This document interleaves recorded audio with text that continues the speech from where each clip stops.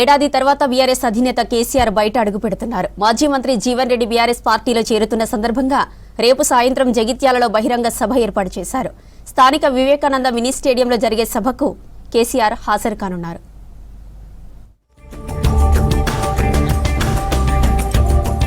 గత ఏడాది ఏప్రిల్ 27న హనుమకొండ జిల్లా ఎలకతుర్తిలో నిర్వహించిన బీఆర్ఎస్ ఆవిర్భావ బహిరంగ సభ తర్వాత కేసీఆర్ ఏ సభలోనూ మాట్లాడలేదు. ఇప్పుడు మాజీ మంత్రి జీవన్ రెడ్డి పార్టీలో చేరుతున్న సందర్భంగా ఏర్పాటు చేసిన సభకు కేసీఆర్ హాజరవుతూ ఉండటంతో ఆయన ప్రసంగంపై సర్వత్రా ఆసక్తి నెలకొంది. జగిత్యాల నుంచి బీఆర్ఎస్ తరపున గెలిచిన డాక్టర్ సంజయ్ కాంగ్రెస్ పార్టీతో సఖ్యతగా ఉండటం నచ్చక జీవన్ రెడ్డి కాంగ్రెస్ పార్టీకి ఇటీవల రాజీనామా చేశారు. ఆ తర్వాత ఆయన బీఆర్ఎస్ పార్టీలో చేరాలని నిర్ణయించుకున్నారు. ఈ మేరకు ఆయన ఇంటికి కేటీఆర్, ఇతర నేతలు రావడం, కేసీఆర్ ఇంటికి జీవన్ రెడ్డి వెళ్లి భోజనాలు చేయడం వంటి లాంఛనాలు పూర్తయ్యాయి.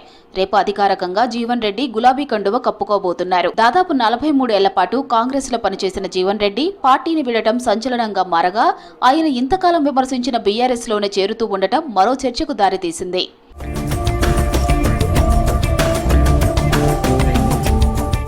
రేపటి కేసీఆర్ సభ కోసం వివేకానంద మినీ స్టేడియంలో భారీ ఏర్పాట్లు చేశారు. సభకు వచ్చే జనాల కోసం ప్రత్యేక గ్యాలరీలతో పాటు వేదిక కోసం ప్రత్యేక ఏర్పాట్లు చేశారు. సభకు కరీంనగర్, ఉమ్మడి జిల్లాలతో పాటు నిజామాబాద్, ఆదిలాబాద్ నుంచి కూడా జనాలను తరలిస్తున్నారు.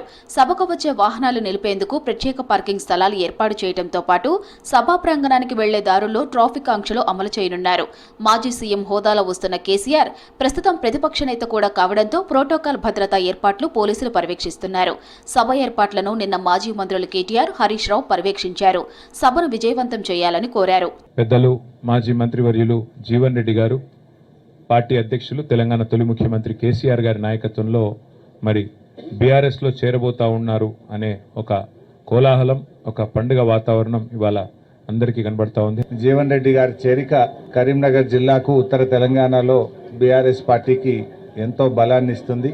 వారు రాజకీయాల్లో చాలా విలువలతో కూడినటువంటి రాజకీయం చేసినటువంటి సీనియర్ నాయకులు.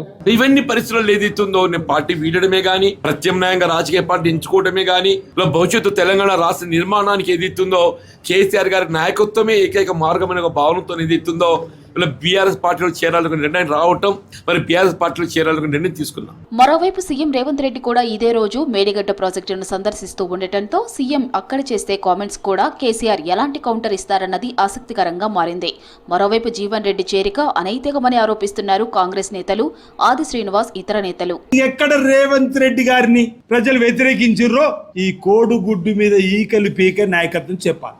మాట్లాడితే పచ్చి అబద్ధాలు మాట్లాడేటువంటి కేటీఆర్ చెప్పాలి, హరీష్ రావు చెప్పాలి. కొంతమందికి ఊరడ కలిగించే విధంగా ఉండొచ్చు, కానీ దీని వెనుకున్నటువంటి కుట్ర కోణం చూస్తే మళ్ళీ కాంగ్రెస్ ప్రభుత్వమే రావాలని చెప్పని ప్రజలు కోరుకుంటున్నటువంటిది మొన్న నెల కింద కూడా తేడతలమైంది కదా. కేసీఆర్ ఏం మాట్లాడుతారోనని సర్వత్రా ఉత్కంఠ నెలకొంది. పార్టీలో జీవన్ రెడ్డితో పాటు ఇతర నేతలు కూడా చేరుతున్నారని పార్టీ నేతలు చెబుతున్నారు. ఇక రేపు కేసీఆర్ ప్రసంగం పొలిటికల్ హీట్ ను ఏ స్థాయికి తీసుకెళ్తుందో వేచి చూడాలి.